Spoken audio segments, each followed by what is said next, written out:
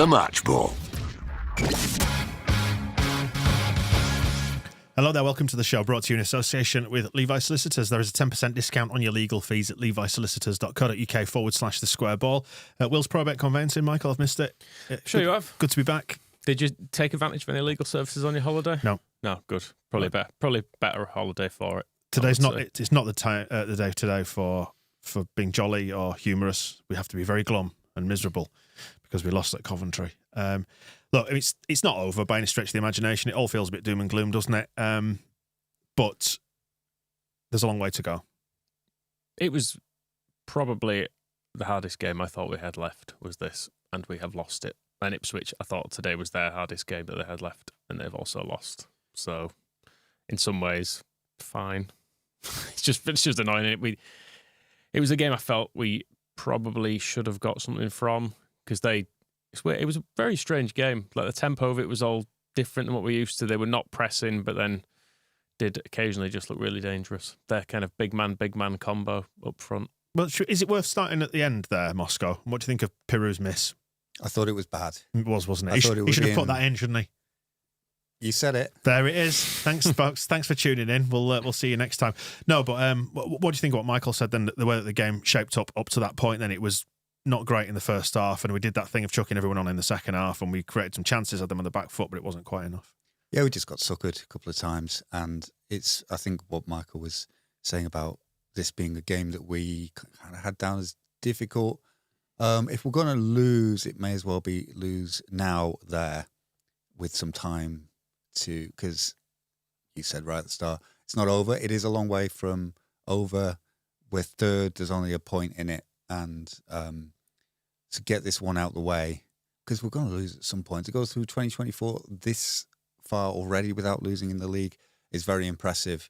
So you're going to get punched at some point, and we did today. Just a bit of a shame that the things that we'd think would have helped get groove back in, basically, didn't have the desired effect. I'll be interested to know how close to the maximum both he was, like maximum fitness, I mean, and Kamara, who went off at half-time. You wonder, is there some sort of carryover there as well from the illness at the start of the week? Yeah, and you're bringing on Robertson and Nonto, who are also not fully fit. I think that combined with, I thought, both Bamford and Rutter both were pretty terrible throughout the game, and considering they're our central focal points, it was not that surprising that whenever it got to them, it seemed to break down. Like Rutter lost it over and over again. Bamford, when he had it in the box, seemed to always want extra touches. There was a cross that he felt like he should maybe have done better on, because we were watching From the German office. We went to, I think it was France today, actually. I wasn't looking out the window.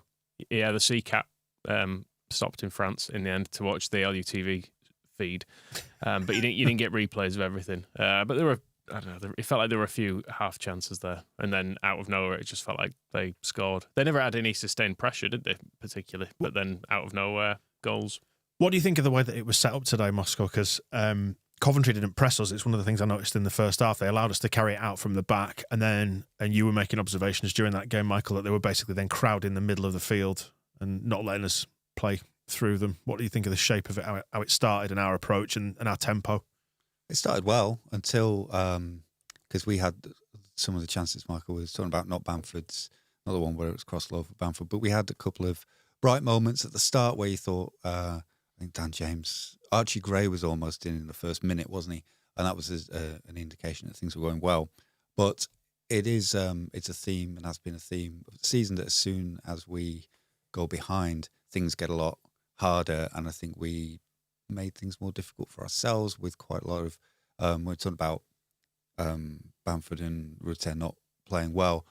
I don't know if they were given a lot to work with that was good. We kept trying balls into the middle while our best player, Somerville, was standing on the left, not getting it, and one of our other very dangerous players, Dan James, is standing on the right, not getting it, and there was a lot of just running into the most congested part of the pitch and then running back again to try and stop Coventry from breaking. Yeah. What do you think of the goals we conceded? It was frustrating, wasn't it, that one, the Sims one? It was a bit of a mess from the corner. Yeah, I don't know if Melier could have maybe come for it. It was hanging in the air for a long time, wasn't it? In that way that when it does, you think the keeper could potentially come for it. But I think he'd have to be a lot taller.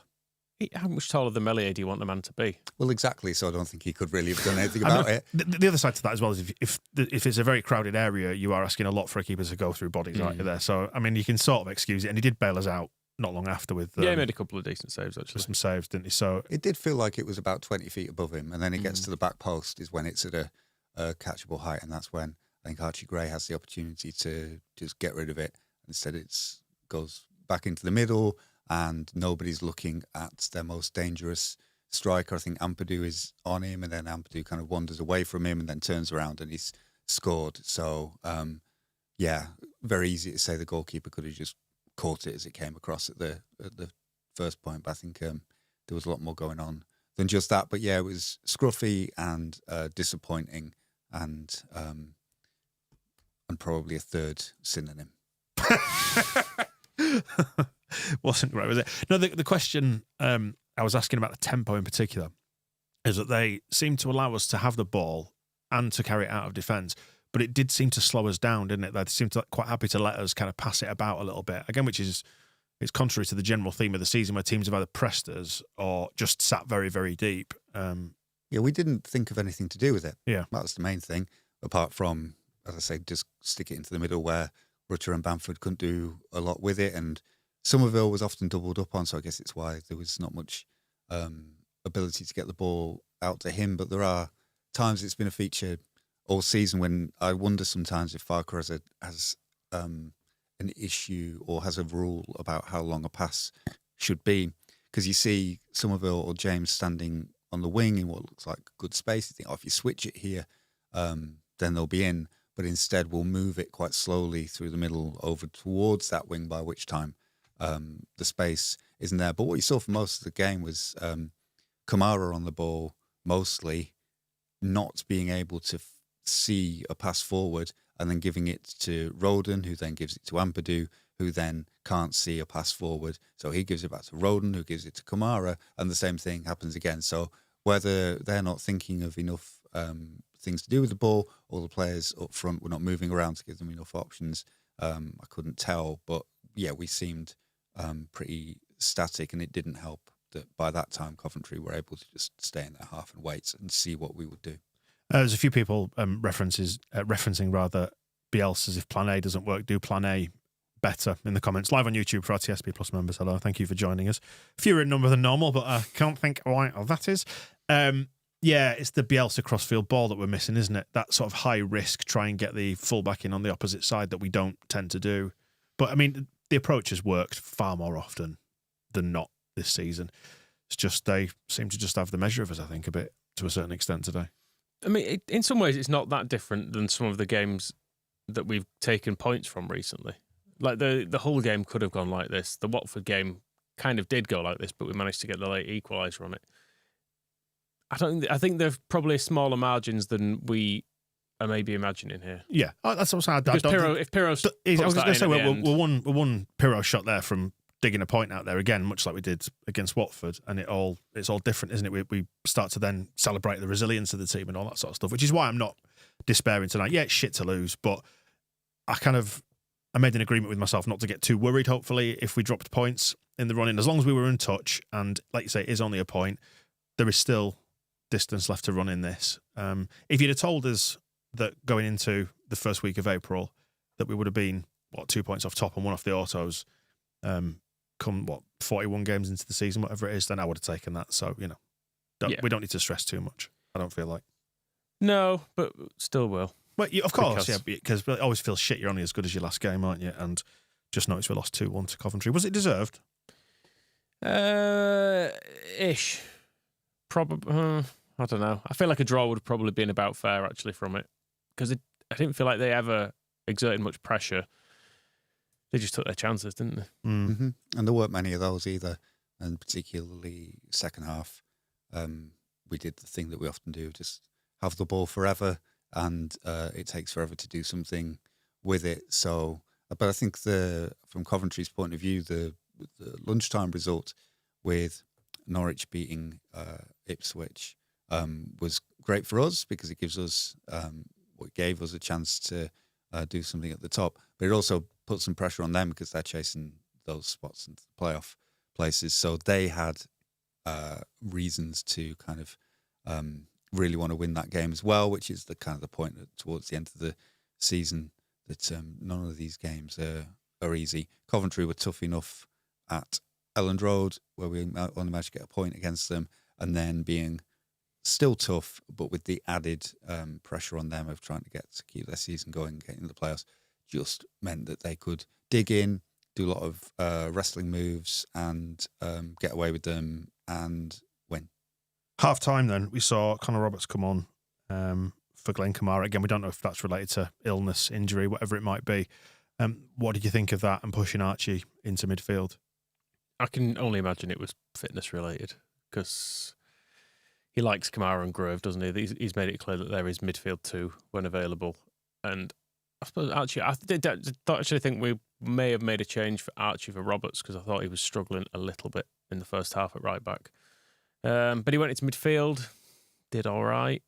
Did probably no better or worse than Kamara was doing in there, I would suggest. But I mean, it's good to have Roberts back, I suppose, as an option, isn't it? Rather than an unable to run Sam Byram, which was the other option there. Roberts was making quite a few things happen in the second half, being in their penalty area quite often, and seems like a good player. But the worry with both him and Gnonto is that Farke was saying on Thursday that at that point they'd not even been close to being in team training, and were still. He said that they were out for 3 weeks and we were 10 days in, and now we are 12 days in, and suddenly they're playing.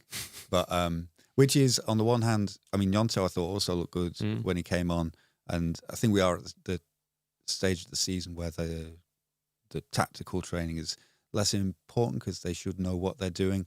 But maybe the flip side is that we saw for the first hour a team that knows what it's doing, but when it wasn't necessarily working, couldn't mix it up. I would have thought I know substitutions are often seen as the way out of it, but just swap Somerville and James to different wings for 10 minutes. Yeah. That would have been worth going, and we didn't even do any of that. It seemed very much just, we're going to keep doing this, and I suppose the point is there that eventually we did get a goal, and then Piru then did get a very big chance as well.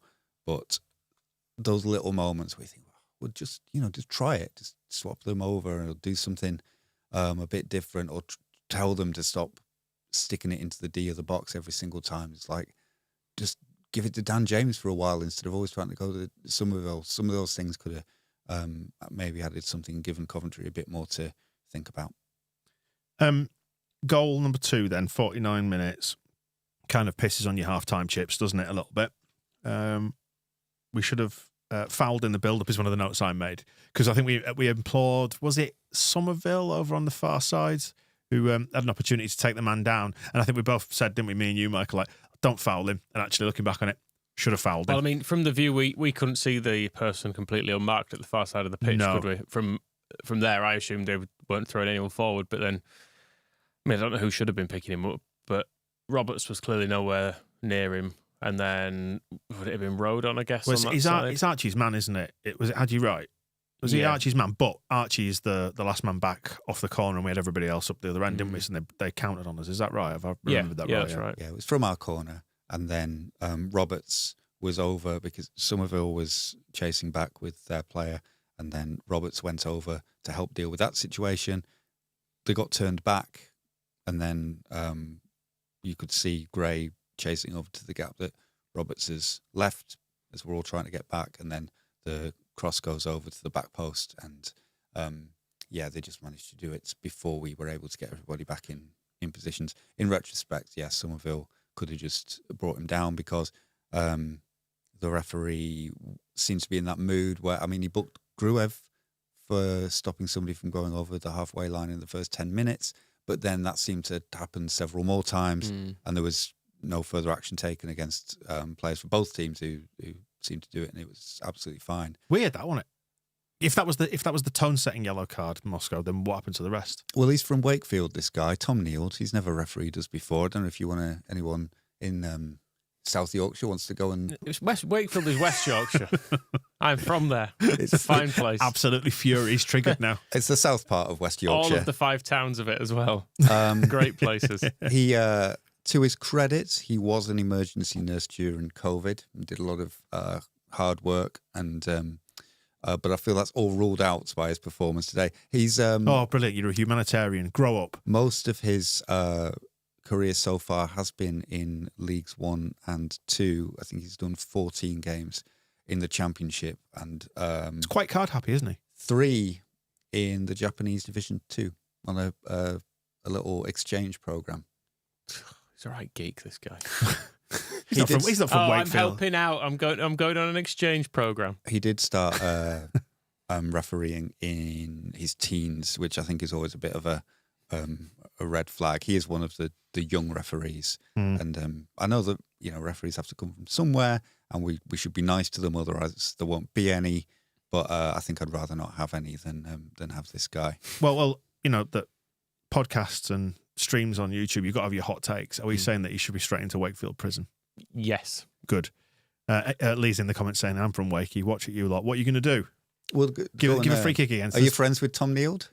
Because he's the one who is bringing shame upon the city. Just returning to the second goal. Would you have made the sub straight off the back of going 2-0 down? Because it happened at 65 minutes, and that's when we properly put them on the back foot. Because I made an argument for that when we were sat here chatting in the second half, saying, surely if you make the change then you give yourself the extra, what was it? It was 15 minutes, wasn't it, between the second goal going in, where not a right lot happened, I don't think. Subs happened, and then within 3 minutes of the subs occurring, 65 minutes or thereabouts, it was cleared off the line by that header, wasn't it? I would personally have done Bamford for Joseph at half time, just because it's been a couple of games now. Bamford's looked off it, and Joseph has, I don't know, turned games, and he did well for our goal, didn't he? As well, it was him starting things off down the left that led to that goal. So I don't know. I'd have brought him on just as an option, and it felt like in a game where the ref was allowing some physical forward play, it made more sense to have a physical striker on. But isn't that Bamford's purpose though? He's not a roughing up type though, is he? He's a stretch the defence, make them work kind of physical. He's not like a. Is he? Yeah. Right. Is that not accurate? Why didn't he do that today then? Tired and that. Right. Well, and also I suppose because they were defending deep. Sometimes when teams are pushing up, he constantly makes the running behind, which we very rarely actually pick out. But it does occupy defenders while he does like an arcing run that they have to follow. And he just does that over and over again, which is maybe one of the tough jobs he has that is generally not appreciated. But because they were deep today, he didn't have any space to do that anyway. And as Moscow say, I was going to say, Moscow, there's a crowd in the middle, weren't they? A ball over the top, the keeper will just pick up, so there's not really any point of doing it. And the keeper will pick it up and then hold on to it for about 2 minutes without the referee actually calling him for it. How he avoided a booking is ridiculous. In the first half of injury time, he held it in his hands for like 25 seconds twice. You had the stopwatch out, didn't you? The thing is, I've got this back to the old Bielsa thing about the referees have the tools in place to stop this. Just go, you've had the ball in your hands for 25 seconds here. I am going to have to book you. And just didn't. And then had a word with him a few times being like, can you hurry up? What upsets you more, goalkeepers wasting time or people trashing Wakefield? Wasting time. I mean, I do trash Wakefield myself, in fairness, because I'm from there, but that's allowable, isn't it? Right. Yeah, it's like me with Bradford as well, yeah. Fiercely proud of it. No. Exactly. I'm still there, aren't I? Yeah, technically. Whether or not I want to be or not, I'm still trying to get out. So, which brings us back to Wakefield Prison and so on and so forth, doesn't it? Just but no, I thought the ref's decision to book both Sims and Ampadu was an interesting one. That sort of summed up a I don't know what the fuck I'm doing vibe about him when he was like, just book them both. It is probably quite rare. I don't know if it's something that's happened in J2 where two players are just J2 having a cuddle in the middle of the pitch. Yeah. And I do wonder what would have happened if he just let it carry on. It might still be joined together now, Sims and Ampadu, and the game's finished, going for full time. The press conferences are happening, and they're still trying to have a shower, still coiled together, still just beyond the pitch, unmoving. Shut down the floodlights. Everybody's gone home. The crisp packets going across an empty Highfield Road or wherever it is now, and then Record attendance for them today, actually, it said, didn't it? Yeah. On the, which I'm surprised at, actually. It's kind of a shock they've not sold it out before. 'Cause it wasn't sold out today, was it? No, You could see quite a few empty seats. big old venue for a little old team. The CBS Arena. It's not that big, though, is it? It holds about 30,000. Big for Coventry. Okay, I fair don't enough. know. They were pretty big in their day, weren't they? Should be in the Premier League by our kind of Agreed. Teenage rankings rules. always. Yeah. Yeah. In a relegation battle in the Premier League is their natural spot. And you should have had no complaints about their goalkeeper's time wasting because it should have been Steve Agruzovic. Correct. And he was always very noted for his quick release. Thanks, everyone. Yeah, we got it back to 2-1. It was 76 minutes, so yeah, it took us sort of 10 minutes from the subs happening for us to claw it back. Good work by Joseph on the left, I thought, and Georgie doing Georgie bits where he completely overcooks it, loses the ball, wins it back, loses it again, it's false to someone, bounces off someone, and we got the goal. Yeah, it was a good finish, was that one. Then he Yeah. completely binned it all with his shit finish. It was before the end. good from Joseph as well. When you talk about mixing it up, that was a moment of something different happening, of somebody basically, instead of passing it to Somerville on the left, he just went into Somerville's zone and he said, I'll go on the left for a minute. Everyone else go in the middle. I'm not expecting this. And then, Rutte just, he'll never give up on a ball, will he? Unless he wants to welly it into the back row of Coventry stand. But he'll Not like Cinderella. always Hey? hold on to it. And then Pirou, you're right, he used up his one good finish. Yeah. I'm glad he scored because it's been a while. Pirou. Yeah. Should have scored another one, though, shouldn't he? Yeah. Yeah, that's the problem. We won't be able to take the positivity of like, yes, I'm back in the goals. This is great, and I'm going to lead the line in the running. If ever you want to give Bamford a break, I'll go in there and I'll score a lot. And it's just actually no. He'll probably next time he's on the pitch, he'll be terrified. The poor lamb. But it's only Tuesday, so we've got some time to get it out there. You could see it though in his face, couldn't you? He knew. He'd done a naughty. He did. He just didn't catch it right, did he? It was a mishit. I've noted it down as 93 minutes. Pirou, oh no. And that's where I am with that one. So that was sad. Should we see what people have been saying? Mark Robbins, little scum bastard. You're coming up against the top team with quality, with know-how.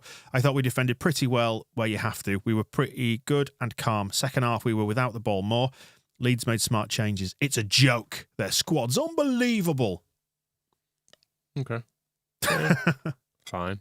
Which part of our squad would you regard as the funniest? It would have been Junior Firpo at one point, but I thought he was good today. It's very good.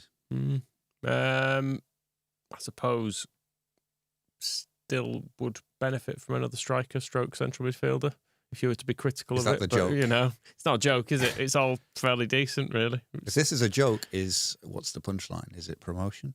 Don't Is know. it playing Coventry again in the playoffs? Yeah, I wouldn't really fancy that, I have to say. Because I don't know. I suppose with a different style of refereeing, probably Sims and Wright don't get away with quite as much. Yeah, if somebody manages that game differently, and Katie mentioned in the comments on YouTube that he had zero authority, it felt a little bit like that. I know the Coventry crowd are getting a little bit wound up by him giving what they perceive to be a load of decisions to us. Most of them you could make an argument for, I think. Yeah, I'd say so. And I think if you look at some of the stuff, like Sims early on, it was Ampadu and him chasing in the box, wasn't it? And he just like charged into Ampadu with the ball nowhere near. And I don't really see why that's not a booking. You never see him given, but you think, well, if you just take someone out when the ball's nowhere near, it's a yellow card, but I don't know. I think on the hope of Sims being dealt with differently, if I'm reading the stats right, he's had 3 yellow cards this season and one of them was today. Oh, really? So he's getting away with, because he was a strong old fella at our place as well, so he's getting away with it, and 0.9 fouls committed per game. I will say I don't blame him. Seems low. I don't blame him at all for playing like that No. because he's good at it. What And about it caused the, us some quite major problems. The other guy, Wright, who seemed to enjoy just like chucking players about on or off the pitch, was another quite an interesting fella to deal with. I don't know how many he's been booked 3 times as well. He didn't get booked today, did he? No, Despite the sort of Connor Roberts neck throw. yeah. I thought the ref potentially missed a handball as well when we crossed it in, and I suppose it's handball, so I don't know the rules. If it hits out, If it is, then it sometimes is, but silhouettes and It did look like that player had dived and with his hands diverted the ball back to I think he went to the Went goalkeeper out and for- then I thought I was thinking the one we went out for a corner. Didn't he Maybe deliberately punch it out for a corner? you're Yes. right. Yes, he dived across and with his hands put it out for a corner. And I would say that if your hands are on the floor, you're probably into the realms of an unnatural position. Even if you scoop it out behind the byline like a 10-pin bowler, Moscow, like he did. He was, Have I misremembered it? He was on the pitch. I don't think he was behind the byline, which is why we were wanting a penalty for it. I don't know. It looked pretty handsy. Yeah, Pretty handsy. It's one of those that I actually don't think probably should be handball, but then they always are. So then when it happens, you think, well, can't we have that? I think we've got Premier League VAR PTSD there, haven't we? I'm thinking about the one that was given against Robin Koch, was it, on the opening day after we first went up against Liverpool, Yeah. and they went, that's a silly rule. Let's change that. Yeah, I mean, they keep changing it because stuff keeps happening. They're like, oh, yeah, that doesn't make sense either, does it? Right, we'll tweak it again and again and again and again. But I'm still glad we've not got VAR. No, it'd be bollocks, wouldn't it? And to be fair, you might have missed a handball. We're not sat here crying about it, are we? Particularly, just think, Nah. take it if you get it. It was just a frustrating afternoon Mm. when you start kind of complaining about these little things. If Pirro scores, it's probably fine. Yeah. Or if we just defend better. Yeah. Well, while we await, I can't say these words. While we await Daniel Farke's comments, Get Dean back. thank you to Dean for covering me. Why By the is way. Dino on the bench? I feel like I've earned my place back. Really? When? I thought you just just turned up. Just turned up. I was going to say, while we await Daniel Farke's comments, that leaves us what? Are we third in the table now? Yes. Point behind Ipswich. It's good But that they lost as well. it's good. That But yeah, was- we're no worse off, are we, in terms of what happened with Well, them? It's just a we're further. We're 3 points behind Leicester. We're no longer in the automatic behind. promotion places. So I think, and also we lost. So oh yeah. So it's we're- over. Yeah, we are. We're quite well. But Sunderland next, and I think I was looking at Ipswich's next few games because who you thought Norwich might be their toughest one. Yeah, they've got Watford midweek, then they've got Watford and Middlesbrough at home this week. Hull away, Coventry away, in fact. All So those are quite. they're tough games. I mean, we've seen Watford looking better when they drew with us. Borough, we've got to pin our hopes on Ayling and Greenwood and Howson doing some stuff, and Borough are pretty tough. Hull, just good, and also it's at Hull's place, so that's not a given. And then we've seen Coventry today, and it's at Coventry's place as well. So Ipswich have got, I mean, and we're just disregarding the fact that they're playing Huddersfield on the last day. That's clearly All three. bets are off, baby. That's clearly 3 points for Ipswich on the last day. But there's a But equally, Huddersfield are going to. You'd rather they were playing Huddersfield, who will have probably something to play for on the last day, than Sunderland, who will be like, fuck it, let's just get on holiday. rather they were playing Oh, good team, yeah. good team. Yeah. Like a team of capable footballers. And then Leicester, they're away to Millwall in midweek. And then it's Plymouth away, West Brom at home, Southampton at home, Preston away, Blackburn home. They've probably got it a little bit easier. Plymouth sacked Fosdog. And then, so we're relying on Corberan and Southampton. You just don't know what you're going to get. Preston's the ghost of Peter Ridsdale. So it's feeling a little bit. If they sort themselves out again, then it's time for some points deductions. That's what. It's Yeah, the only moral and correct thing to do. I want us to go up via their punishment for their cheating. I feel like they should probably have about a 12-point deduction, but I'm happy to scale that down depending 10? on what we need. I'll just look at the end table and be like, 4 points behind him, 5 points off. Seems a good decision. and you can appeal it next year. Yes. Are we going to let Ipswich in through this as well? I think we Yeah. should. So No, it's, definitely. it's down to that. You know how Leicester's argument has basically been, we accept that the Premier League has got jurisdiction over us when we're in the Premier League and not when we're in the EFL. You can't touch us. Got Cop. across state lines, didn't they? Yeah, basically, yeah. So that's what I think should happen, is that they should punish them this season, but say, yeah, well, you can appeal it next season, regardless of which division you're in, and just like flip reverse it on them. That'd be good. Farkas comments are in. We'll dive more into these with Phil as well. He's going to be dialing in after he comes out of the press conference with Farker. So I'll have a chat with him about that, and we'll get that one out on Monday for you. But initially, he said Coventry are a good side. It was always a tricky game. We started well, had good scenes in or close to their box. From the statistics, it was a good away game, but we didn't win the decisive duels. Yeah, fair enough. And if you give 2 goals away cheaply, it's tricky against a good side, and says it would have been a good point on the road if Peru, well, we know, if Peru. So, yeah, and I think that it was, I guess why it's kind of difficult to get too irate about it. It was standard Leeds, sort of, but without the finishing touch at one end and just some stupidity at the other end. I don't even know how stupid the goals were. A scruffy corner and then getting counted on.